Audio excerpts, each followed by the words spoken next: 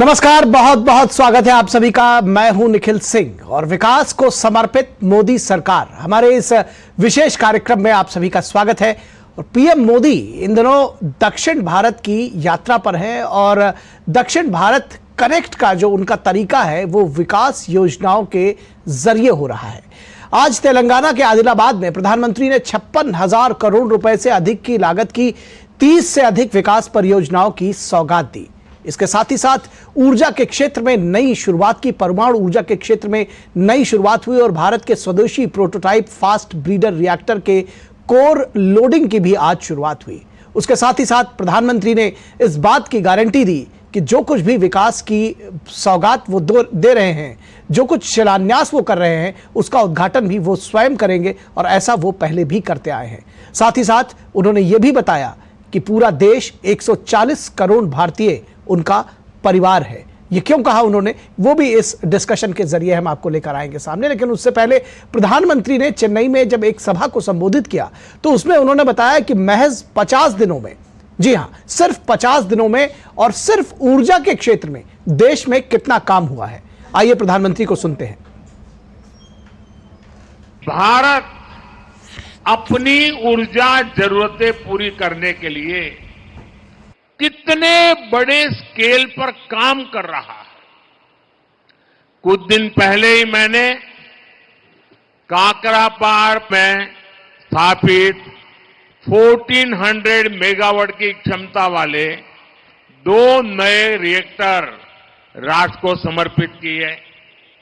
आज ही तेलंगाना से अनेक पावर प्रोजेक्ट का शिलान्यास, उद्घाटन और लोकार्पण हुआ है। इसी कालखंड में तेलंगाना में 1600 मेगावाट के थर्मल पावर प्लांट का लोकार्पण हुआ है। झारखंड में 1300 मेगावाट के थर्मल पावर प्लांट का लोकार्पण हुआ है। यूपी में 1600 मेगावाट के थर्मल पावर प्लांट का शिलान्यास हुआ है।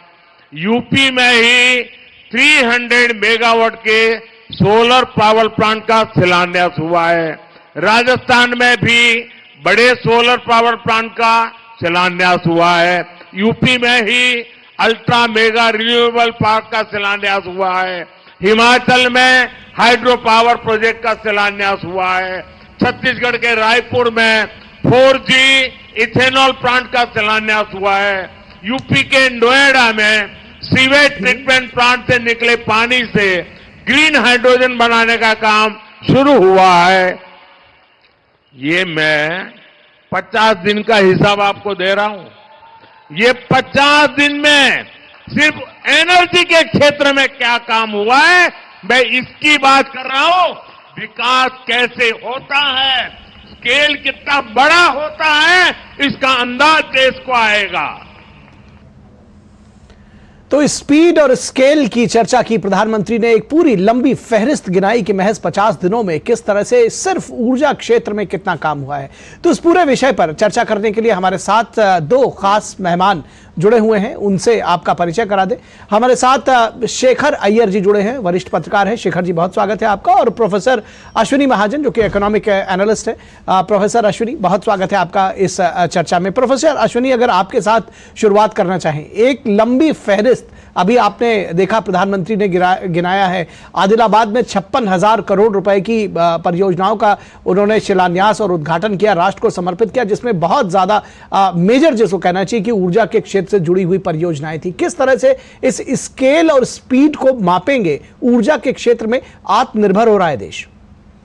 देखिए, ऊर्जा के क्षेत्र में जिस प्रकार से हमारी पर निर्भरता अभी तक रही है, जिसके कारण भारी मात्रा में विदेशी मुद्रा का बहिर्गमन होता है, ऐसे में नए नए ऊर्जा के नए स्रोतों के माध्यम से, चाहे वो न्यूक्लियर एनर्जी हो, सोलर एनर्जी हो या थर्मल, इसके माध्यम से जब हम आत्मनिर्भर बनते हैं, उसका एक बड़ा लाभ, एक तरफ हमारी विदेशी मुद्रा बचती है, वो तो है ही, इसके साथ ही साथ देश के विकास के लिए एक आधार बनता है। कि ऊर्जा की कमी हमारे देश में शुरू से ही हमारे देश के विकास को बाधित करती रही है। और जब हम इसमें बिजली के क्षेत्र में आत्मनिर्भर बनते हैं और हमारी सेल्फ सफिशिएंसी आती है जी। चाहे वो औद्योगिक विकास हो, चाहे वो नए नए प्रकार से। आप ये देखिए कि एक जमाना था हमारी जो ऊर्जा की जो डेफिशिएंसी, इलेक्ट्रिसिटी की जो डेफिशिएंसी रहती थी वो 20% के आसपास होती थी। आज हम लगभग बराबर पे आए हैं, कहीं कभी कभी सरप्लस भी हो जाता है। ऐसे में इसीलिए आपने देखा होगा कि पिछले काफी लंबे समय से जो बिजली 5-10 घंटे भी गुल रहती थी, अन्य कारण ना हो, बाकी तो अलग अलग क्षेत्रों में राज्यों में जिस प्रकार की परिस्थितियां अलग हैं, लेकिन बिजली की उपलब्धता के कारण पावर कट होता हो ऐसी अब कम हो गया है। और इस प्रकार से जिस तेजी से अभी जो 50 दिन का हिसाब आया जी, इस तेजी से हम ऊर्जा के क्षेत्र में आगे बढ़ रहे हैं। मुझे ऐसा लगता है कि अब हम भविष्य की तरफ देख रहे हैं कि भविष्य में जिस प्रकार से आत्मनिर्भर होकर के हम नए नए उद्योग स्थापित करेंगे, नए नए का धंधों की तरफ आगे जाएंगे, तो उसकी जो ऊर्जा आवश्यकताओं, क्योंकि कोई भी देश है केवल वर्तमान में अपनी आवश्यकताओं को पूर्ण करने के लिए काम नहीं करता है। अगर जो विकसित देश हैं आज आप देखेंगे कि वो भविष्य को आगे 50 साल 100 साल के अपने ऊर्जा की आवश्यकताओं को आकलित करते हैं और उसके अनुसार काम करते हैं। मुझे लगता है आज हमारा देश उसी तरफ आगे बढ़ रहा है, क्योंकि आज हम डेफिशिएंसी की स्थिति में नहीं है, आज हम सरप्लस की तरफ आगे बढ़ रहे हैं और उसके माध्यम से आगे हम देश के विकास को बढ़ा सकेंगे, ऐसा मुझे लगता है। इस जो 50 दिन का हिसाब आया उससे मैं उत्साहित हूँ जी। जो स्किल और स्पीड और स्केल है उसकी बात जो आपने कही, निश्चित तौर पर उत्साहित होने का कारण है। शेखर जी, प्रधानमंत्री ने एक जगह पर कहा कि 10 वर्ष पहले 18,000 गांव कम से कम ऐसे थे जो बिजली से बिल्कुल कनेक्टेड नहीं थे। आज हर घर विद्युत योजना हो या दूसरी योजनाएं हैं, हम देखते हैं कि एक एक घर कनेक्टेड है, बिजली से कनेक्टेड है, हर गांव कनेक्टेड है। किस तरह से आप देखते हैं कि अर्थव्यवस्था के विकास में ऊर्जा क्षेत्र में जो आत्मनिर्भरता है, या जब हम हर घर बिजली की बात कहते हैं, हर प्लांट को बिजली की बात कहते हैं, यानी कि हर इंडस्ट्री को बिजली की बात कहते हैं, कितना उछाल और कितना परिवर्तन आता है इससे? निखिल जी, हम सबको मालूम है बिजली का मतलब विकास जी, बिजली का मतलब उत्पादन, बिजली का मतलब इंडस्ट्री।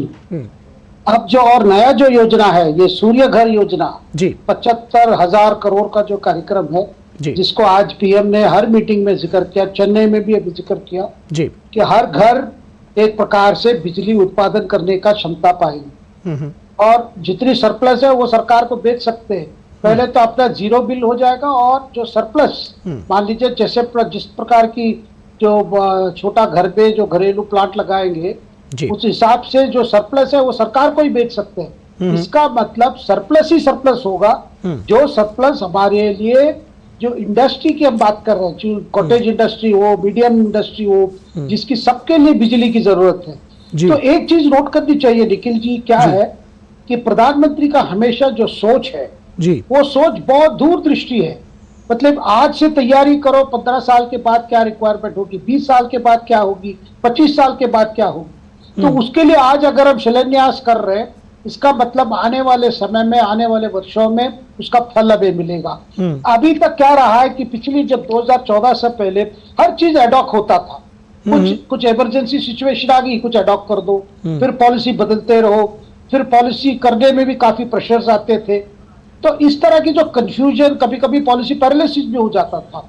लेकिन पिछले 10 साल में हमने देखा है कि बड़ा क्लैरिटी आ चुका है, कैसे विकास हो रही है, किसके लिए विकास हो रही है, उस विकास का परिभाषा क्या होगी। इसमें आप हर क्षेत्र ले लीजिए, उस पे केंद्र सरकार ने प्राइम मिनिस्टर के डायरेक्शन पे अपने आप एक बड़ा प्लान बनाया है।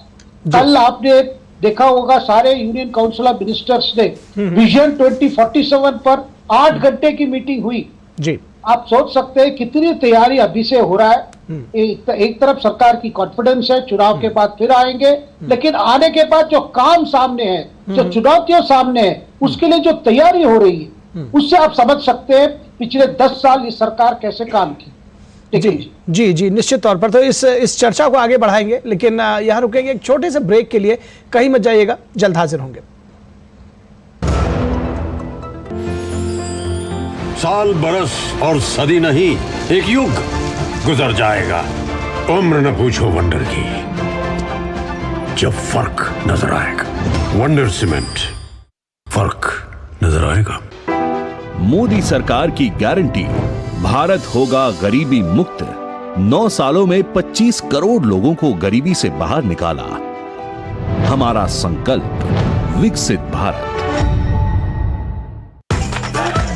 मैं क्या जी, सब जानते हैं, जहां दिखे मारियो, अपना समझ के खा लियो।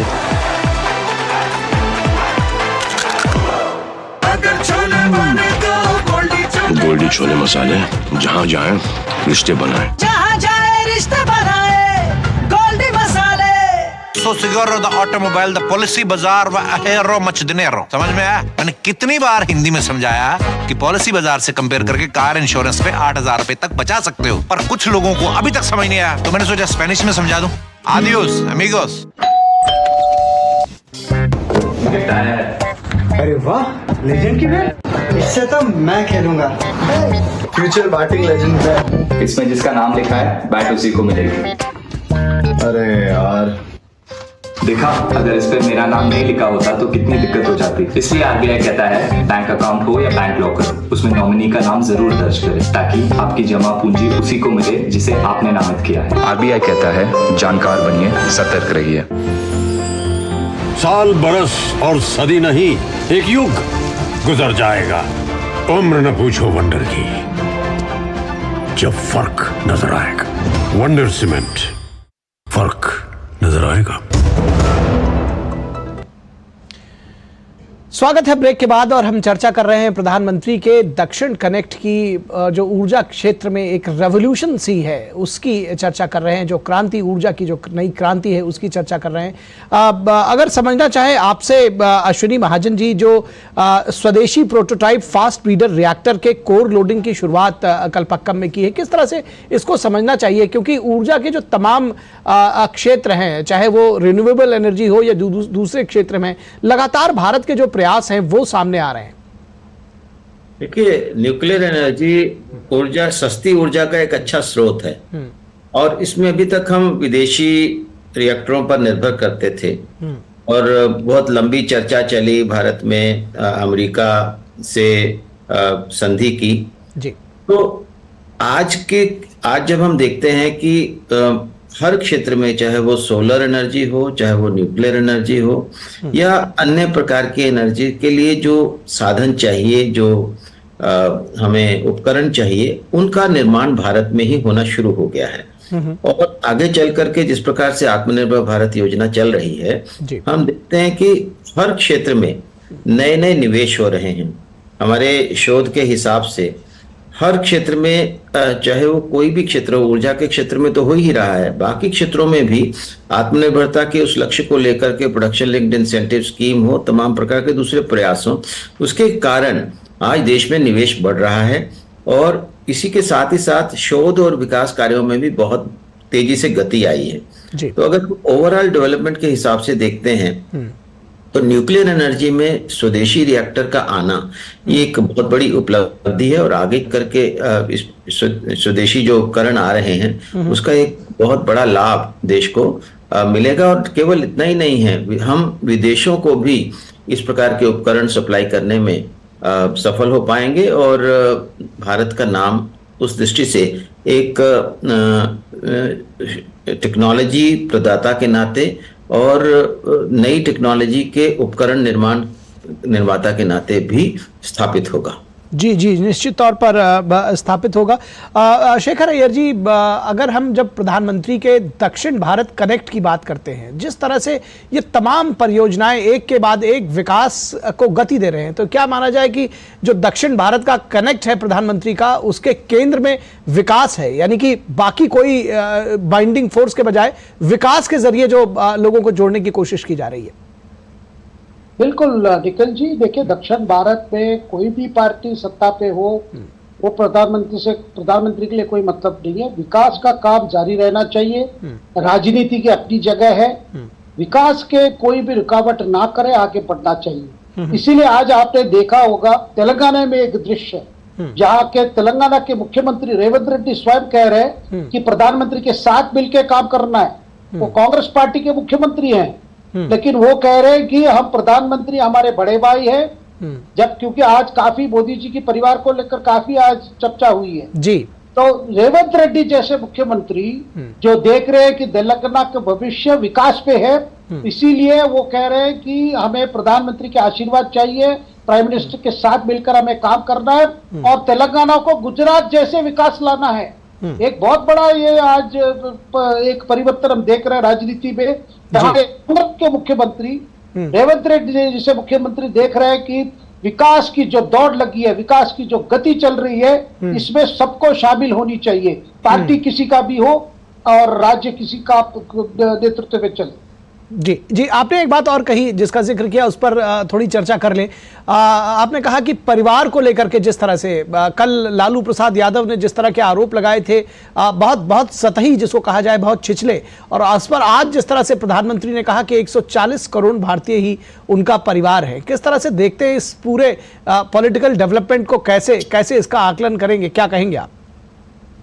निखिल जी, सेल्फ गोल डालने में अभी ऑपोजिशन अलायंस बहुत आगे निकल गया है और वो भी लालू जी जो इस वक्त एक कन्विक्ट है, रिलीज हुए हैं अपने हेल्थ ग्राउंड्स पे, और वो सबसे बड़े हिंदी अलायंस के बड़े नेता आज दिखाई दे रहे हैं। आप सोच लीजिए हिंदी अलायंस की क्या हालत है, नंबर 1। नंबर 2, जिस तरह की भाषा उन्होंने प्रयोग किया प्रधानमंत्री के बारे में, और ये कहकर कि उनका परिवारवाद के विरोध है क्योंकि उनका परिवार नहीं है, जिसको आज पलटवार पीएम ने बहुत जबरदस्त किया हर जगह पे जी। हर आज जितने मीटिंग साउथ में हुए सब पे आज बुला है। अभी खास करके चेन्नई में तो कह दिया कि भाई सारा परिवार, ये 140 करोड़ के लोग मेरे परिवार है। मुझे लगता है निखिल जी, जिस तरह 2019 में हमने देखा ये चौकीदार चोर वाला मामला कैसा पूरा उल्टा हो गया, उससे पहले चाय वाला कमेंट उल्टा हो गया था, इसी तरह कांग्रेस के नेता, विपक्ष के नेता सेल्फ गोल करते जा रहे हैं। जो लोग की प्रतिक्रिया हम देख रहे हैं, जिस प्रतिक्रिया की वजह से मुझे लगता है जी, तो प्रधानमंत्री जब कहते हैं कि 140 करोड़ लोग मेरे परिवार है और मैंने घर छोड़ा है अपने कोई मौज मस्ती के लिए नहीं, देश के उनका लाइफ जर्नी वही है। देखिए प्रधानमंत्री की लाइफ जर्नी देख लीजिए, किस तरह उन्होंने काफी सैक्रिफाइसेस करके देश को, जो राष्ट्रीय नेशन बिल्डिंग जो आप बात करते हैं जी, राष्ट्र निर्माण का काम जिस तरह उन्होंने ये किया है, ये लोग उसको स्वीकार कर रहे हैं, पूरी सपोर्ट इसलिए दे रहे हैं। तो मुझे लगता है ये ऑपोजिशन के पास ना मुद्दा है ना कुछ इश्यू है। इस तरह की टिप्पणी वो भी लालू प्रसाद जी जैसे नेता कर रहे हैं, मुझे लगता है ये अपने आप में मुझे लगता है एक प्रकार के हराकिरी के रास्ते पकड़ लिया विपक्ष ने।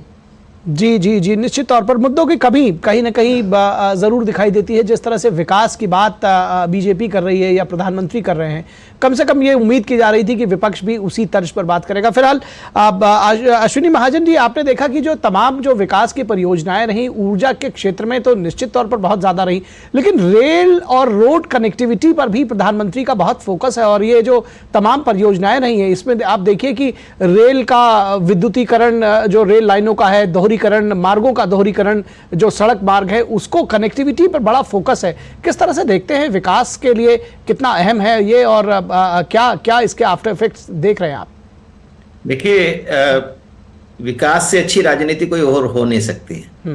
अभी जो शेखर जी ने कहा कि भाई आज लोग कनेक्ट कर रहे हैं इस सरकार के साथ अपने आप को, वो देख रहे हैं कि हम जाते हैं तो किस प्रकार से हाईवेज बने हैं, किस प्रकार से रूरल रोड्स बनी हैं, किस प्रकार से कनेक्टिविटी बढ़ी है, किस प्रकार से रेल सुविधाओं का ज्यादा प्रसार हुआ है, किस प्रकार से रेल तेज गति से चलने वाली रेल जो है लगातार और ज्यादा से ज्यादा आ रही हैं वंदे भारत के नाम से, और अन्य प्रकार से, चाहे वो ऊर्जा का क्षेत्र हो, चाहे वो छोटे गरीब लोगों के लिए घरों के निर्माण की बात हो, चाहे बिजली घर घर तक पहुंचाने की बात हो, चाहे वो पानी घर तक पहुंचाने की बात हो, या एलपीजी कनेक्शन हो, या स्वच्छता की बात हो, ये सब जो ऐसे मापदंड हैं जो दुनिया के जो बड़ी बड़ी संस्थाएं हैं, जो यूएनडीपी है, तमाम वो संस्थाएं देख रही हैं, और उसके कारण भारत की जो छवि है वो एक गरीब मुल्क की, एक विकासशील जैसे अल्पविकसित देश की नहीं होकर के आज दुनिया में एक नई पहचान भारत की बन रही है। हम अंतर्राष्ट्रीय मंचों पर देखते हैं, G20 पर हमने देखा, WTO में अभी हमने देखा कि किस प्रकार से भारत ने अपने किसानों के, अपने मछुआरों के, आम लोगों के हितों की रक्षा के लिए वहां लड़ाई की और जीत हासिल की। तो ऐसे में ये एक बड़ा स्थान जो भारत का बन रहा है वो देश के छोटे छोटे गांव से कनेक्टिविटी से लेकर के, बड़ी कनेक्टिविटी से लेकर के, बड़े बड़े कॉरिडोर्स बनने के से लेकर के, और आज हम अंतरराष्ट्रीय कॉरिडोर बनाने की तरफ आगे बढ़ रहे हैं। चाहे अभी जो भारत, मिडिल ईस्ट और यूरोप का कॉरिडोर की बात आई है, ऐसे लगभग 8 कॉरिडोर पाइपलाइन में है। तो ऐसे में भारत की जो छवि इस समय दुनिया में बन रही है, वो जब देश के लोग संतुष्ट होते हैं, जब देश के लोग सरकार के साथ कनेक्ट करते हैं, तो अंतरराष्ट्रीय जगत में भी बेहतरी होती है और भारतीय लोग जो बाहर बसे हुए हैं वो भी अपने आप को बहुत गौरवान्वित महसूस कर रहे हैं। जी, निश्चित तौर पर। तो विकास को समर्पित अगर मोदी सरकार, तो किस तरह से संकल्पों को सिद्धि में बदला जा रहा है और किस तरह से विकास की परियोजनाएं परवान चढ़ें, इसके लिए जो प्लानिंग है, जो गारंटी है प्रधानमंत्री मोदी की, वो भी सर चढ़कर बोल रही है। और निश्चित तौर पर अगर इसमें कुछ राजनीतिक एंगल कोई ढूंढता है, चाहे वो विपक्षी पार्टियां भी हैं, तो उनको भी विकास की इसी लाइन पर चलना पड़ेगा। फिलहाल बहुत शुक्रिया शेखर अय्यर जी आपका और अश्विनी महाजन जी आपका हमारे साथ जोड़ने के लिए। तो इस विशेष कार्यक्रम में बस इतना ही। हमारी पूरी टीम को दीजिए इजाजत। नमस्कार।